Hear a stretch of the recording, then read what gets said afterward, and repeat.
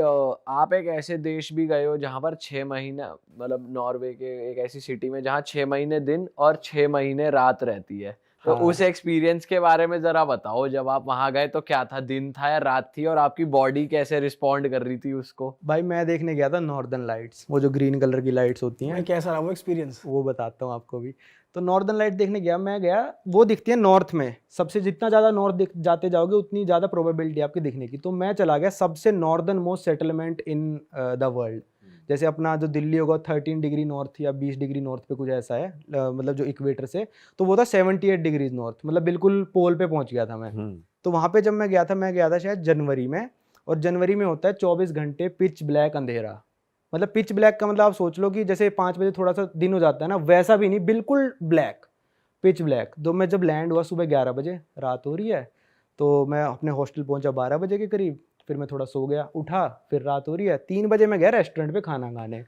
मैंने खोला मेन्यू, मैंने कहा ये चीज़ लेके आ जाओ। तो मैंने देखा डिनर मेन्यू है, मेरे दिमाग में चल रहा है मैं इतनी देर बाद उठा हूँ, डिनर हो चुका होगा। तो कहती सर अभी तो लंच टाइम ही है, हम ये सर्व नहीं कर सकते आपको, ये डिनर मेन्यू। मैंने कहा सालो दोबारा आऊँगा अब मैं।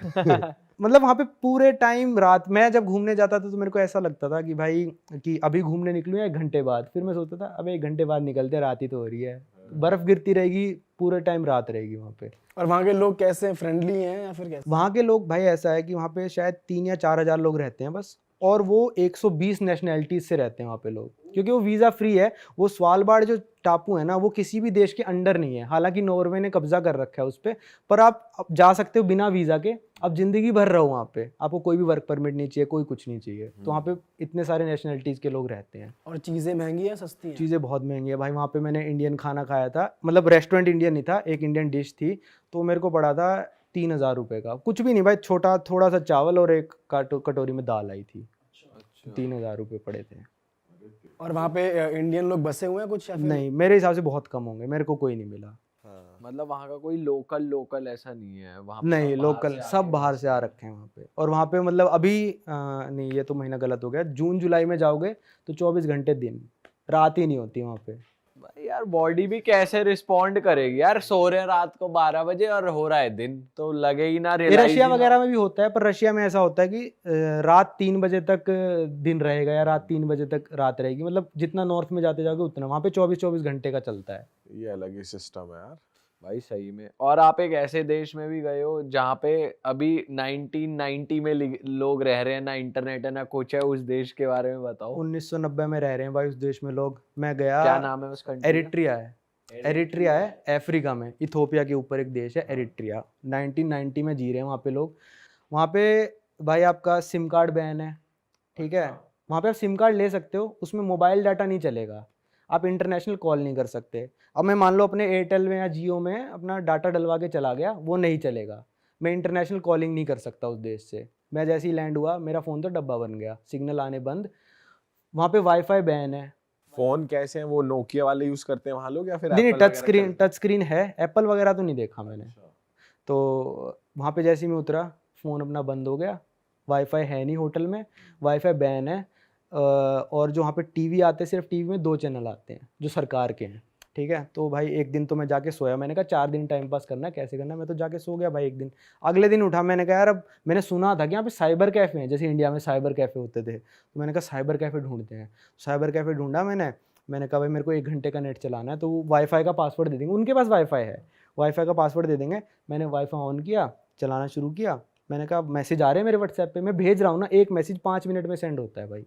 मतलब वहाँ पे स्पीड है 5 KB पर सेकेंड, 10 KB पर सेकेंड, 15 KB। तो आप जहाँ वहाँ पे होटल वगैरह में रह रहे थे वहां भी वाईफाई नहीं था, सिर्फ साइबर कैफे? सिर्फ साइबर कैफे लाइसेंस वाले, क्योंकि वो सब ट्रैक करते हैं ना मैं क्या चला रहा हूँ, क्योंकि वहाँ डिक्टेटरशिप है। अच्छा। हाँ, तो वहाँ पे सब लोग ज़्यादातर आपको मिलेंगे साइकिल पे घूमते हुए, क्योंकि 1990 से अभी तक वहाँ पे एक भी गाड़ी इंपोर्ट नहीं हुई है, इंपोर्ट बैन है वहाँ पे। वहाँ पे जितने भी वहाँ पे ऐसे हैं गेमिंग पार्लर, जैसे यहाँ पे नहीं होते थे कि हम गेम खेल रहे हैं जाके साइबर कैफे में, तो उन्होंने PS5 PS4 मंगवा रखे हैं, पर अपने परिवार वालों से जो बाहर रहते हैं उनको पैसे दे दिए $500, भाई मेरा अगली बार आए PS5 ले आइयो। अब उस PS5 पे 1 घंटा गेम खिलाते हैं, वो किराए पे देते हैं उसको। ये बना रखी है सोर्स ऑफ इनकम। हाँ, ये सोर्स ऑफ इनकम है उनकी। वैसे कितना कमाते हैं वहां लोग, भाई आप वहाँ बता पे रहे महीने में $40-50। बस? अरे तेरी। वो इस उसमें जी रहे हैं। क्योंकि यार देखो बात ये है कि उन्होंने कभी यूट्यूब देखा ही नहीं ना क्या होता है। उनके परिवारजन आके बताते हैं कि भाई ऐसा ऐसा यूट्यूब है, पर वो जा ही नहीं सकते बाहर, उनका पासपोर्ट नहीं बनाती सरकार। वो जाएंगे बाहर वापस ही नहीं आएंगे ना। अच्छा, तो जैसे आप वहाँ के लोगों के साथ आपने इंटरेक्ट किया तो वो वहाँ पे खुश हैं इस चीज को लेके? जैसे ज्यादा भी टेक्नोलॉजी होती है तो लोग परेशान हो जाते हैं, और या तो ये होता है कि भाई हमें भी चाहिए टेक्नोलॉजी। तो वहाँ के लोग कैसे हैं बेसिकली, वहाँ की थिंकिंग कैसी है कि मेरे को तो ठीक है? खुश लगे लोग, क्योंकि यार वो ना उस चीज़ से अभी रूबरू हुए ही नहीं है, उस जमाने में पहुंचे ही नहीं। अगर यार आपने कभी देखा ही ना हो टच स्क्रीन फोन तो आपको पता ही नहीं होगा ना। 2005-7 तक हमको भी नहीं पता था, हमारे पापा को बड़ा पता था, तो वो भी तो खुश ही रहते थे।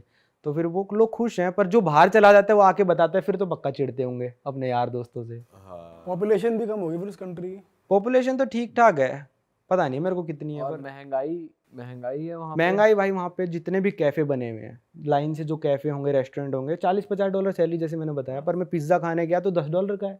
मैंने कहा नॉर्मल बंदा तो खा ही नहीं सकता। तो वो बंदे वो खा रहे हैं जो बंदा बाहर चला गया, बाहर की सिटीजनशिप ले ली, बाहर कमाई कर रहा है, उन लोगों के लिए कैफे खोल रखे हैं। नॉर्मल बंदा वहाँ नहीं जाता भाई कैफे में। एक पानी की बोतल वहाँ पे $2 की आती है, कैसे पी लेगा यार वो बंदा? $40 कमाने वाला वो नलके से ही पीता है। ओ सही कह रहे हो भाई। और भाई वहाँ मतलब पहनावा वो अप टू डेट लगा आपको आज के जमाने जीन्स का? वगैरह तो पहनते ही हैं। हाँ आज के ज़माने मतलब थोड़ा तो बाहर से हो गया अब लिंक, क्योंकि वो परिवारजन बाहर चले गए ना उनके, तो कोई ना कोई जाता है आता है तो फैशन उसको नॉर्थ कोरिया वो कहते हैं अफ्रीका, इतनी स्ट्रिक्टनेस है वहाँ पे। पहनावे से मैं हमारी जनता को बता दूं कि आपके भाइयों ने करी है नई मर्च लॉन्च, हुडीज है। हाँ यार, ये देखो पापा कंचा, किसी को पहनना है तो वो ले सकता है। मेरी टी शर्ट पे लिखा है प्रणाम मैं हिंदू हूँ। और मेरी पे लिखा है ओरा तेरे। तेरे। और ये बैक डिजाइन के साथ है जो आपको वेबसाइट पे दिख जाएगा। तो हमारी वेबसाइट है realitstore.com, डिस्क्रिप्शन में लिंक है, आप जाके चेकआउट कीजिए। बढ़िया बढ़िया चीजें आप खरीद सकते हैं, मग्स, टी शर्ट्स, किसी को गिफ्ट करने के लिए कुछ या अपने लिए कुछ, प्लीज जाके चेकआउट। कैसी लगी भाई आपको? भाई वो वाली नहीं है डरे है जिम करे हैं, वो भी है जनता के लिए, रियल हिट स्टोर से आप ले सकते हो। वो सही है। सबसे बेस्ट डायलॉग तो वही है। भाई नॉर्थ इंडिया में हो रही है ठंड, तो नॉर्थ इंडियंस के लिए है ये हुडीज। हाँ, और भी काफी डिजाइन है, ये डिजाइन भी हुडी में मिल जाएगा। अगर किसी को टी शर्ट लेनी है, ऐसा कोई बैंगलोर से देख रहा है, हमें मुंबई से देख रहा है, तो वो टी शर्ट ले लें। बिल्कुल सब डिजाइन सब कर, और ये यूनिसेक्स है गाइस, तो आप चेकआउट कर सकते हैं। मूविंग ऑन भाई, जापान की थोड़ी बात करते हैं यार। जापान आपकी पर्सनल फेवरेट कंट्री है, और वहाँ पे मतलब आप बता रहे थे अलग एक दुनिया है, तो उस दुनिया के बारे में हमें कुछ बताओ भाई। जापान एक दुनिया है भाई, वो ना अपने एनिमी वर्ल्ड में जी रहे हैं। Enemy world? एनीमे।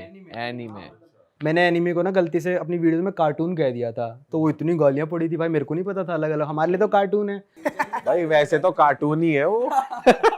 पर एनीमे लवर्स भाई अलग होते हैं वो। तो वहाँ सारे ही एनिमे लवर हैं कि भाई उस हिसाब से ही जीना बहुत है? ज्यादा एनिमे लवर है भाई, बहुत ही ज्यादा।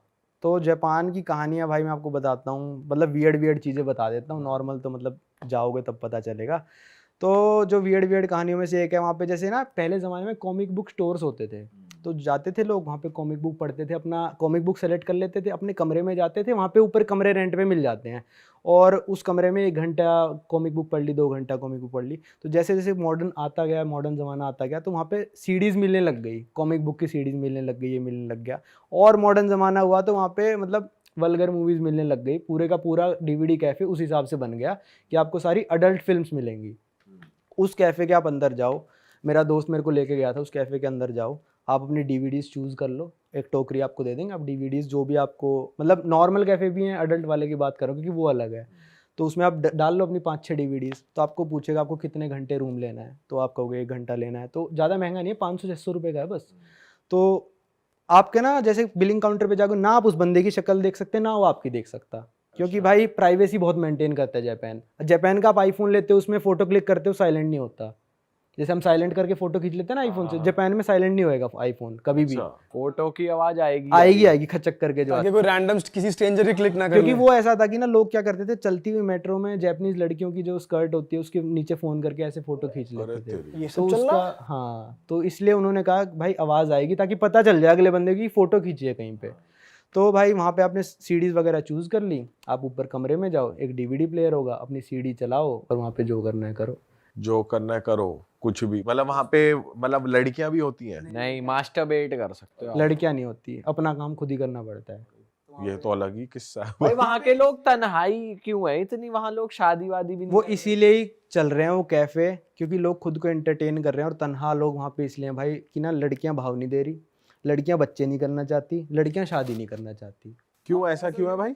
पता नहीं यार, उनका कल्चर ऐसे बनता जा रहा है अब धीरे धीरे भाई, हर जगह ये हो रहा है। इंडिया में पहले 20 की शादी हो जाती थी, आज 25 में भी लड़का कहता है नहीं भाई अभी नहीं करनी, अभी 30 में कहेगा थोड़े दिन पर बाद। इतना भी नहीं है ना कि भाई की शादी ही नहीं हो रही, हो तो रही है फिर भी मतलब बात डिले हो रहा है ना, हाँ। धीरे धीरे क्या पता हमारा भी देश जापान जैसा बन जाए। तो इसलिए वहाँ पे लोग ऐसे कर रहे हैं कि अपना एंटरटेनमेंट करने के लिए वो सब कैफेज में जाते हैं, क्योंकि वहाँ पे ना गर्लफ्रेंड भी रेंट पे मिलती है जापान में। अच्छा आप एक गर्लफ्रेंड रेंट पे ले सकते हो, साइट्स हैं, बकायदा साइट्स हैं, लड़की चूज करो, जो जो आपको सर्विसेज चाहिए उस हिसाब से करो।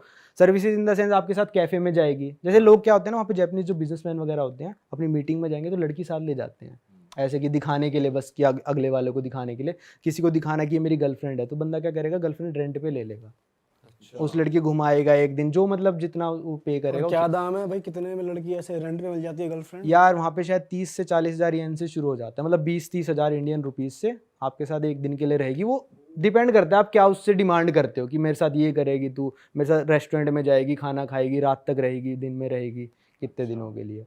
तो वहां पे आप नॉर्मल किसी से ऐसे बात नहीं कर सकते भाई हो। मेरे को तो नहीं लगता आपको कोई भाव देगा वहाँ पे जापान में, बहुत ही मुश्किल है। आपको पहले तो लैंग्वेज आनी चाहिए उनकी, क्योंकि मेरा एक दोस्त 8 साल से रह रहा है तो उसने बता दिया मेरे को कि यहाँ पे ना लोग आप इंग्लिश में बात करोगे ना आपको अलग कर देंगे, क्लब्स में एंट्री नहीं है आपकी वहाँ पे। आप कहीं पे भी जाओगे ना, अगर आपको जैपनीज़ नहीं आती तो मतलब थोड़ी वैसी निगाह से देखते हैं कि ये तो जैपनीज़ नहीं है, मतलब वही समझते हैं कि आप एलियन हो एक तरह से।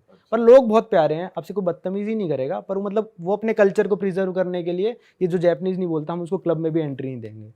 परमवीर और मेरे को साउथ कोरिया में एंट्री नहीं दी थी क्लब में। हम जब साउथ कोरिया टूरिज्म के साथ घूमने गए थे, हम क्लब में गए, हमने अपना पासपोर्ट दिखाया, कहता नहीं नहीं एंट्री नहीं है, जाओ। अरे साउथ कोरिया में वो भी लोग ऐसे ही हैं थोड़े, ये मतलब एशिया साइड के, जापान और कोरिया साइड के ऐसे लोग हैं कि आप मतलब थोड़ा डिस्क्रिमिनेट करते हैं। और अगर वहाँ पे जापान में ही थोड़ी खाने की बात करें तो जैसे खाना तो उधर का अलग ही है, कीड़े मकोड़े पता नहीं क्या क्या खाते हैं वो, तो थोड़ा उसके बारे में बताओ कि। और आप तो वेजिटेरियन हो, आप नॉन नहीं, नॉन वेज वेजिटेरियन खा लेता हूँ भाई, नहीं चल सकता काम बिना नॉन वेज खाए ट्रैवलिंग। वहां तो चल ही नहीं सकता जापान में स्पेशली, तो कैसा होता है थोड़ा बताओ। भाई वहाँ पे मार्केट लगती है पूरी सी फूड की, जिसमें ऑक्टोपस होता है, सबसे बड़ी मछली किसने पकड़ी उसको प्राइज मिलता है। मैंने छोटे वाला ऑक्टोपस खाया था इतना सा, भाई ऐसा गिलगिला सा लगता है ना बिल्कुल, कि मतलब जैसे ऐसा लगता है, कई तो ऑक्टोपस गले में चिपक जाते हैं और कई सफोकेट होकर भी मर जाते हैं बंदे। शिट।